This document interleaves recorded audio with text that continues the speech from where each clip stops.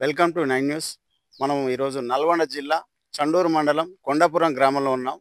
ఈ కొండాపురం గ్రామంలో స్థానిక సంస్థల ఎలక్షన్లో భీమరాజు నర్సింగ్ గారు పార్టిసిపేట్ చేస్తున్నారు. వారికి ఈ ఊరి మీద చాలా ప్రేమ ఉన్నది. ఈ ఊరిని ఎలా డెవలప్ చేస్తారు, రేపు గెలిస్తే ఏ విధంగా సేవ చేస్తారు అనేది వారి మాటల్లో మనం తెలుసుకుందాం. నమస్కారం సార్. నమస్కారం అండి. సార్, ముఖ్యంగా ఈ కొండాపురం గ్రామాన్ని అభివృద్ధి చేయడానికి మీరు ఎలక్షన్లో పూనుకున్నట్టు తెలిసింది. ఇప్పుడు ఈ ఊర్లో ఉన్న ప్రధాన సమస్యలు ఏంది? మీరు గెలిస్తే ఏ విధంగా ఈ ఊరికి సేవ చేస్తారు? మా ఊరికి మెయిన్ సమస్య డ్రైనేజ్ సమస్య. ఆ, అలాంటి సీసీ రోడ్డు కూడా 60% ఉన్నాయి. ఆ, ఇంకా 40% నేను రావడంతో ఆ, అవి కూడా ఫిలప్ చేస్తాను.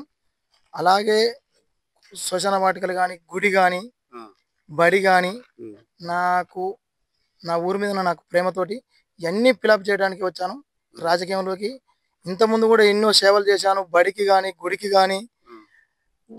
గ్రామ పంచాయతీ కానీ అన్ని విధాలుగా నాకు చేసిన, ఇంకా కూడా చేయాలన్న కోరికతోటే ఈ సర్పంచ్లో బరిలో దిగిన.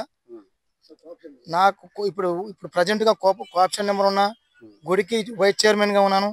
మనం ఇంతకుముందు కూడా ఎక్కడ పోటీ చేయలేదు, అన్ని విధానవాసగానే వచ్చాను. ఉమ్, ఈరోజు నా ఊరు ప్రజలు నన్ను అందరూ, నా బలమే నా ఊరు, నా ధైర్యమే నా జనం, ఉమ్, అదే నా వినాదంతో ఉమ్, అన్ని హాల్ పార్టీస్ నాకు సపోర్ట్ చేస్తున్నాయి. ఉమ్. టిఆర్ఎస్ పార్టీ నాకు పూర్తి మద్దతు ఇచ్చేది. ఆ, అన్ని పార్టీలు కూడా అలయన్స్గా నాకు అందరు సపోర్ట్ చేస్తున్నారు. ఊరు జనం నన్ను కావాలనుకుంటున్నారని నేను వచ్చాను. ఆ ఊరికి నేను ఎప్పటికైనా రుణపడే ఉంటాను.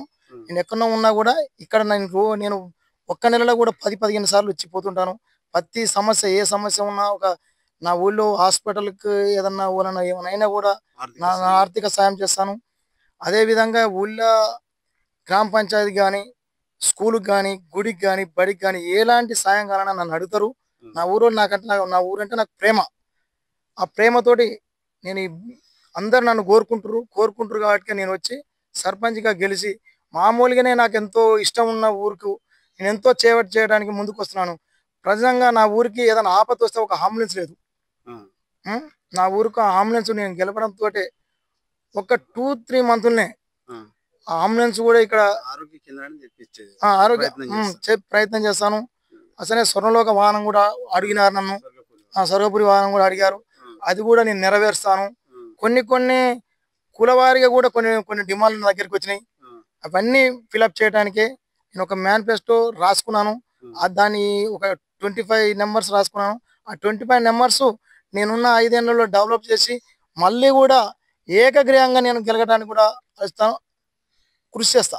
ఆ. మళ్ళీ ఇప్పుడు గెలవడం ముఖ్యం, మళ్ళీ గెలవడం అనేది నా ఏకగ్రీవమే అని నేను ధీమాగా ఉన్నాను. ఇప్పుడు కూడా మన సర్పంచ్ గా గెలవడానికి మీ మేనిఫెస్టో ఏంది సార్? ఇప్పుడు మరి ఎలాంటి కార్యాచరణ తీసుకుంటుంది?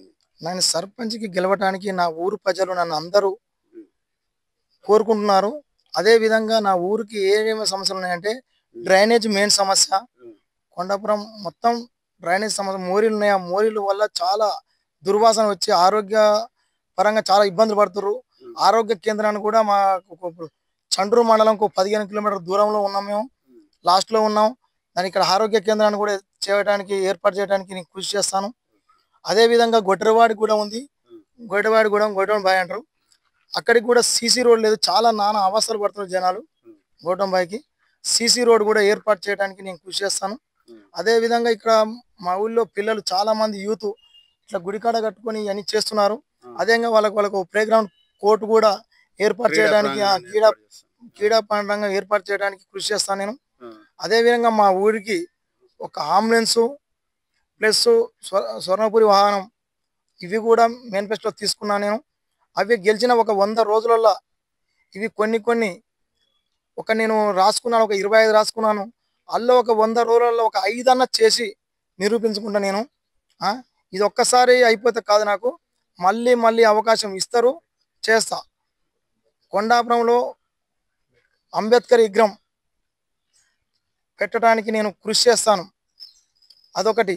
ఇంకోటి గుడి డెవలప్మెంటింగ్ 100% పూర్తి చేయడానికి ఇప్పటికే నేను ఎన్నో చేశాను. ఊళ్ళో నేను ఎవరు అడిగినా చెప్తారు. నర్సింగ్ అంటే ఎవరు అడిగినా చెప్తారు. ప్రతి మనిషి 10 ఏళ్ళ పాప కానించి 100 ఏళ్ళ పెద్ద మనిషి దాకా నాకు సపోర్ట్ ఉంది. నర్సింగ్ అంటే అందరికీ ఇష్టమైన వ్యక్తి. వాళ్ళు కోరుకుంటూనే నేను ఈ దాకా వచ్చాను. నా గెలుపు తథ్యం. 100కు 150% గెలవడం ఖాయం. అదే విధంగా నాకు ఇంకా ఎన్నో ఉన్నాయి నా ఊరుకు చేసే సేవలు. గ్రామ పంచాయతీ కూడా కొంచెం పనులు ఉన్నాయి, ఇంకా అవి నెరవేరాలి. స్కూల్లో 7th క్లాసే ఉండే మా కాడ, ఇప్పుడు 10th క్లాస్ వరకు తీసుకొచ్చాను. నేను అదే స్కూల్లో చదువుకున్నా కాబట్టి నాకు ఆ ఊరంటే ప్రేమ. ప్రతి సంవత్సరం పిల్లలకి ఏదో విధంగా కొంచెం నాది ఎక్కడ చూసినా కానీ, ఏ ఇంట్లోనైనా నాది ఏదో చిన్న గిఫ్ట్ అన్న ఉండటానికి నేను కృషి చేసిన. అదే విధంగా పిల్లలు మంచి చదువులు చదువుతారు. ఆ స్కూళ్ళకు కూడా గవర్నమెంట్ స్కూళ్ళకు రావడానికి నా వంతు 100% కృషి చేస్తాను.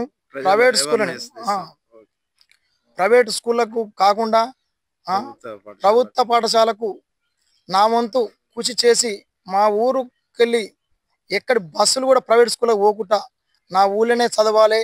ఇదేంటంటే స్కూల్కి ఎందుకు, గవర్నమెంట్ స్కూల్కి ఎందుకు ఎంచుకుంటున్నానంటే గవర్నమెంట్ స్కూళ్ళల్లో నేను చదువుకోకుండా నాకు కొంచెం అవగాహన ఉంది. గవర్నమెంట్ స్కూల్లో PhD చేసిన వాళ్ళు చెప్తారు.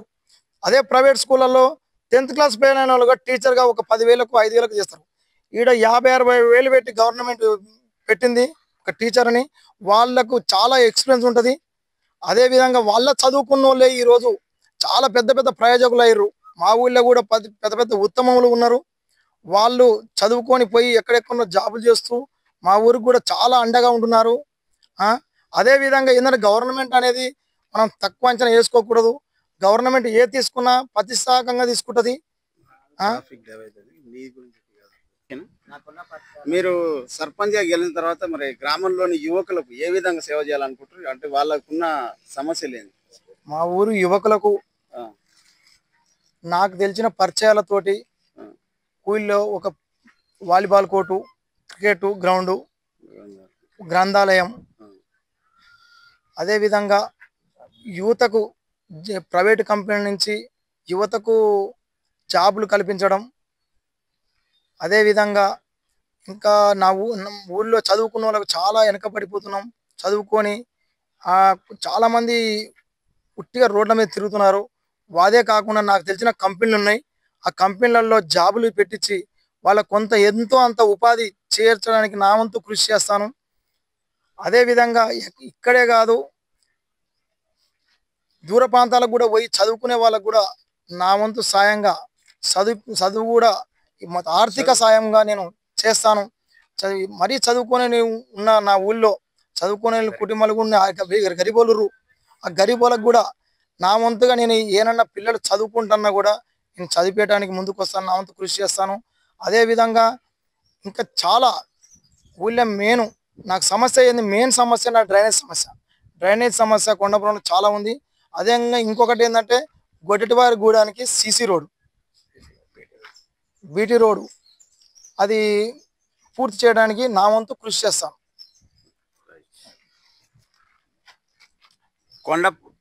కొండాపురం గ్రామ ప్రజలు తనను ఆశీర్వదిస్తే సర్పంచ్గా ఖచ్చితంగా గెలుస్తానంటున్నారు. అలాగే వారి యొక్క కొండాపురం ప్రజల ఆశీర్వాదం వారిపై ఉండాలని మనస్ఫూర్తిగా కోరుకుంటుంది 9 టీవీ.